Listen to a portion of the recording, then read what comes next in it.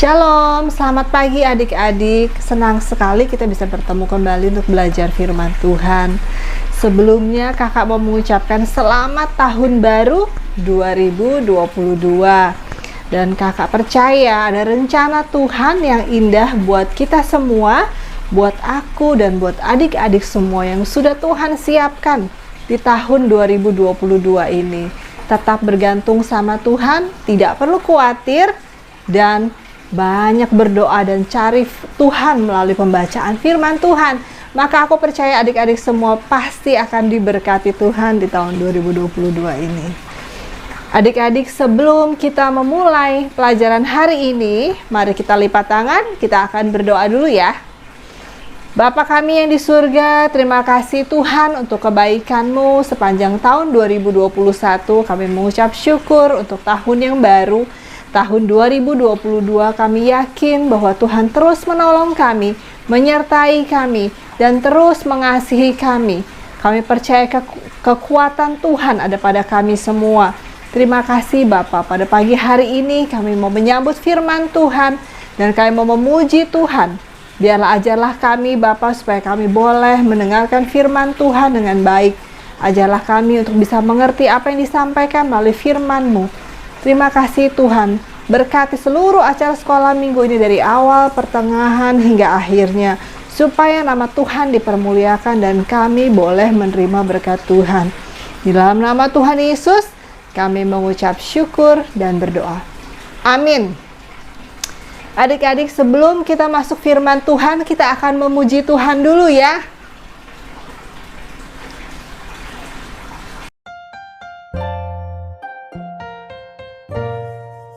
Mengikut Yesus keputusanku, mengikut Yesus keputusanku, mengikut Yesus keputusanku. Ku tak ingkar, walau sendiri ku ikut Yesus, walau sendiri ku ikut Yesus, walau sendiri Yesus. Ku tak ingkar, dunia di belakang, salib di depan, dunia di belakang, salib di depan, dunia di belakang, salib di depan. Ku tak ingkar, ku tak ingkar. Baiklah, kita udah memuji Tuhan adik-adik. Ini saatnya kita mau mendengarkan firman Tuhan. Dan kakak mau kalian sudah siapkan Alkitab, buku muridnya, dan jangan lupa untuk alat tulisnya juga disiapkan, supaya kita bisa sama-sama mendengarkan firman Tuhan dengan baik. Oke, hari ini adalah pelajaran yang pertama di tahun 2022. Triwulan yang pertama di tahun ini ya. Yuk kita akan membuka firman Tuhan bersama-sama.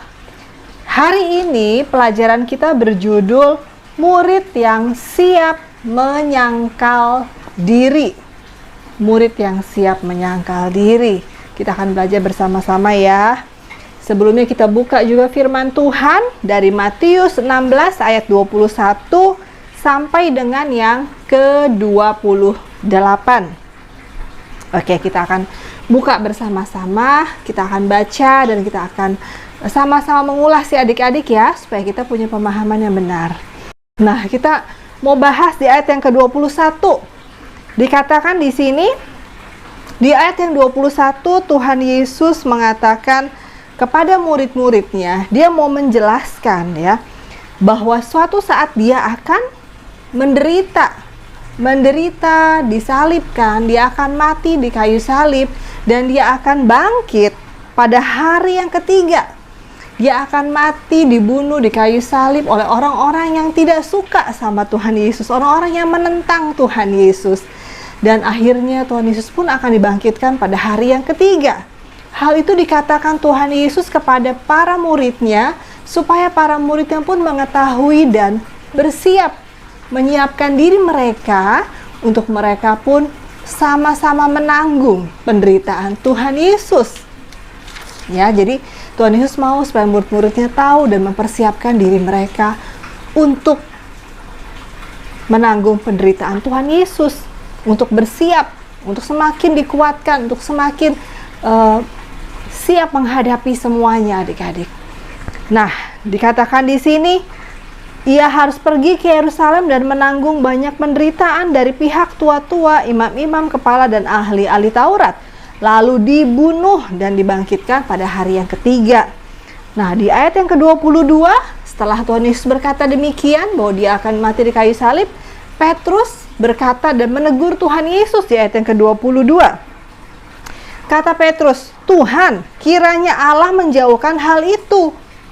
Hal itu sekali-kali takkan menimpa engkau," kata Petrus.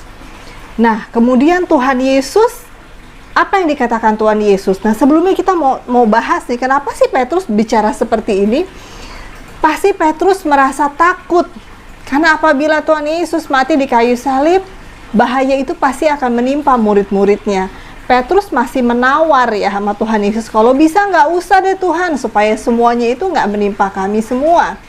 Tetapi yang dikatakan Tuhan Yesus di ayat yang ke-23, dikatakan, "Enyahlah iblis," di ayat yang ke-23, "engkau suatu batu sandungan bagiku, sebab engkau bukan memikirkan apa yang dipikirkan Allah, melainkan apa yang dipikirkan manusia."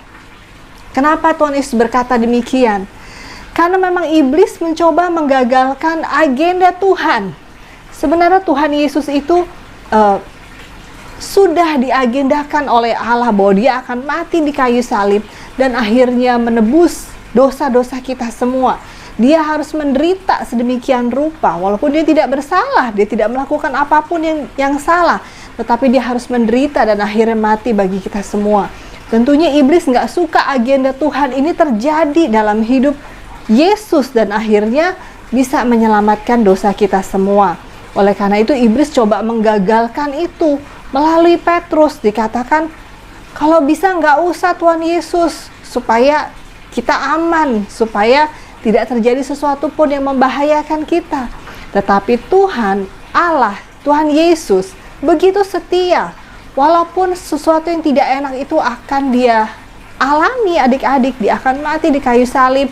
Mungkin secara manusia dia juga takut, adik-adik, tetapi dia lebih percaya kepada Allah.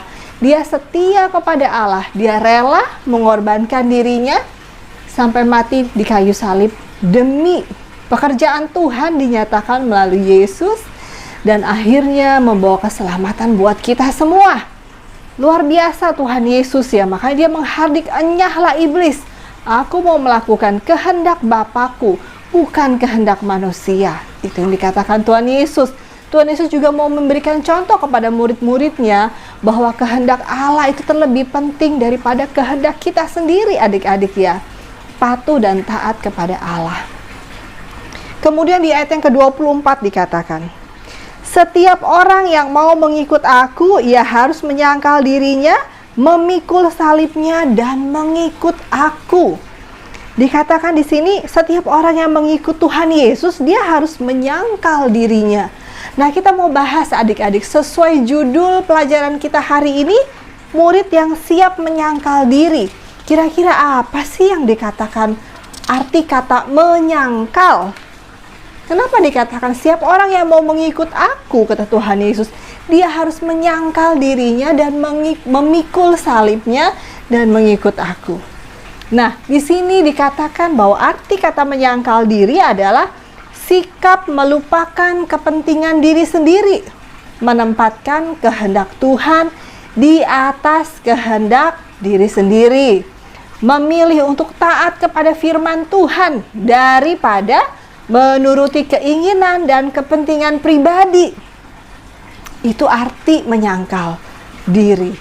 Jadi adik-adik, dikatakan di ayat ke-24 ini, kalau kita mau mengikut Tuhan Yesus, kita harus sungguh-sungguh mengasihi Tuhan Yesus. Kita harus sungguh-sungguh mau berkorban untuk Tuhan, membuktikan diri kita kalau kita mengasihi Tuhan dan kita mau melakukan apa saja untuk Tuhan Yesus. Ya, kita harus mengasihi Allah dengan sungguh-sungguh. dan kita mau mengesampingkan kepentingan pribadi kita, kesenangan kita untuk kemuliaan Tuhan. Walaupun itu kepentingan pribadi kita, walaupun itu kesenangan kita, kita harus belajar mengorbankan itu supaya nama Tuhan dipermuliakan melalui kehidupan adik-adik semua. Ya, dikatakan di ayat yang ke-24 ya. Kemudian di ayat yang ke-25, karena barang siapa menyelamatkan nyawanya, ia akan kehilangan nyawanya. Barang siapa kehilangan nyawanya karena aku, ia akan memperolehnya. Jadi adik-adik, di dunia ini semuanya fana. Ya, kita hidup di dunia ini hanya sementara dan sebentar. Tetapi kehidupan kita yang sebenarnya adalah kekal di surga. Jadi apapun yang ada di dunia ini, kita nggak usah pertahankan adik-adik, tapi kita melakukan semuanya untuk kemuliaan Tuhan. Kenapa? Karena mahkota kehidupan menanti kita di surga yang kekal. Dikatakan di sini, jangankan nyawa di dunia ini. Kalau kita membela nyawa kita untuk dunia ini, kita malah kehilangan nyawa kita. Tapi kalau kita mengorbankan segala sesuatunya untuk Tuhan, malah kita akan memperolehnya.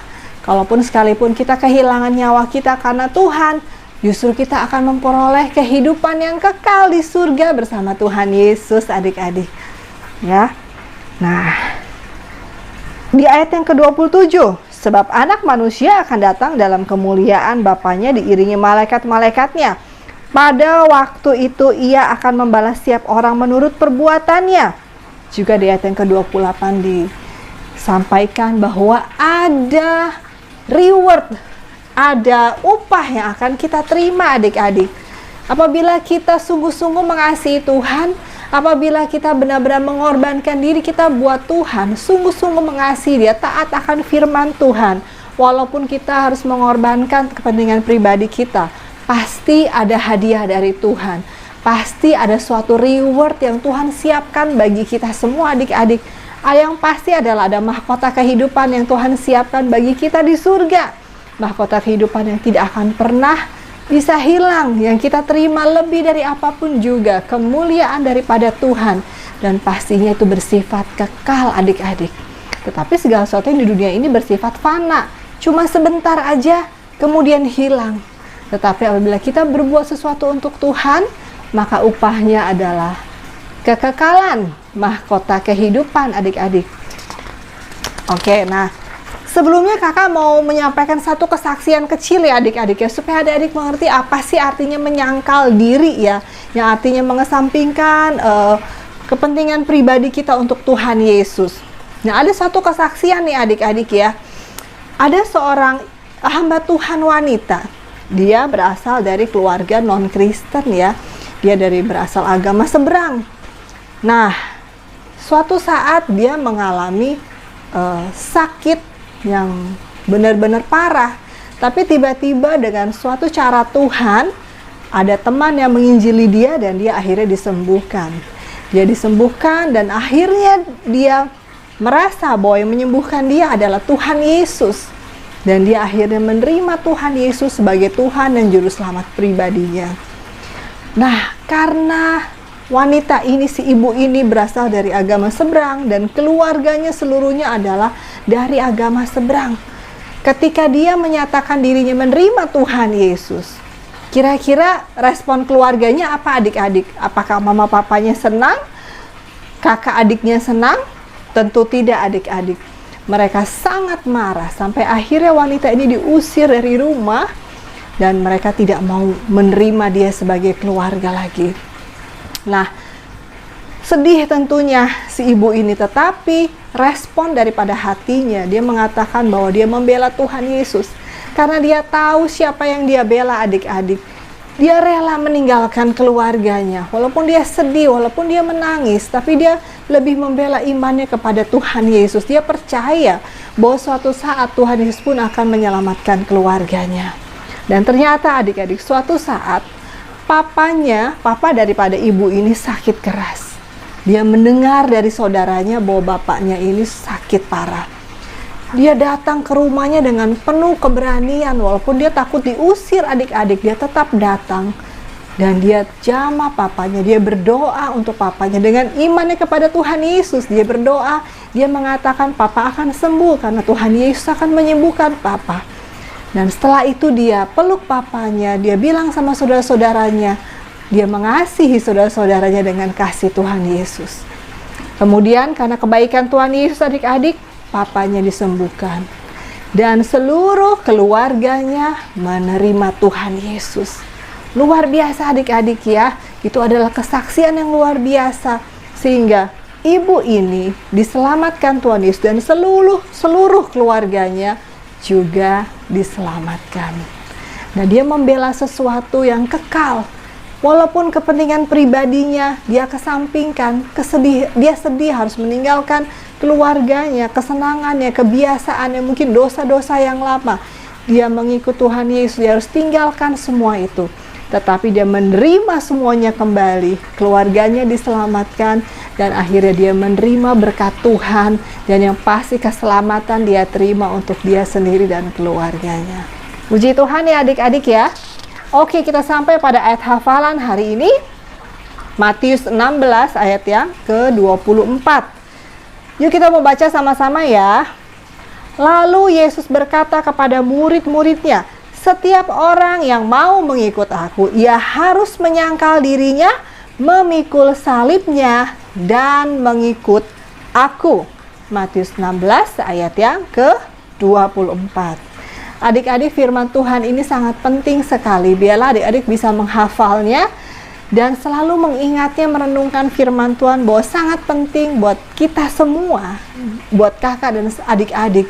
Bagaimana kita harus menyangkal diri kita sendiri, meninggalkan kesenangan dunia kita untuk mengikut Tuhan, mengesampingkan apa yang kita anggap baik, tetapi lebih mementingkan firman Tuhan. Kita menyangkal diri kita demi memikul salibnya dan mengikut Tuhan Yesus. Ya. Nah, kiranya firman Tuhan itu bisa menjadi berkat adik-adik. Jadi tetaplah setia mengikut Tuhan Yesus, tetaplah setia membaca firman Tuhan, berdoa mencari Tuhan Yesus, tetaplah setia ikut sekolah minggu, dan menjadi pelaku firman. Pasti ada berkat yang adik-adik akan terima. Kiranya ini semua boleh menjadi berkat buat kita semua ya. Sekolah minggu sudah selesai, kakak mengajak adik-adik untuk berdoa penutup ya. Terima kasih Tuhan Yesus untuk pagi hari yang indah ini. Kami sudah belajar firman Tuhan. Biarlah firman yang sudah kami baca dan kami dengar boleh menjadi rema dalam hati kami. Ajarlah kami untuk menjadi pelaku firman-Mu Tuhan. Ajarlah kami untuk menjadi anak Tuhan yang sungguh-sungguh mengasihi-Mu, menyangkal diri kami dan berani memikul salib dan mengikut Engkau. Karena kami percaya bahwa upah yang akan kami terima adalah kekekalan. Dan kami akan memperoleh kasih Tuhan Yesus, perlindungan Tuhan Yesus yang sempurna bagi kami semua. Terima kasih Tuhan, kami berdoa buat semua anak sekolah minggu kami, untuk keluarga kami. Biarlah kami semua boleh semakin sungguh-sungguh mengasihi Tuhan. Terima kasih Bapa, di dalam nama Tuhan Yesus, kami mengucap syukur dan berdoa. Amin. Sampai jumpa minggu depan. Tuhan Yesus memberkati kita semua.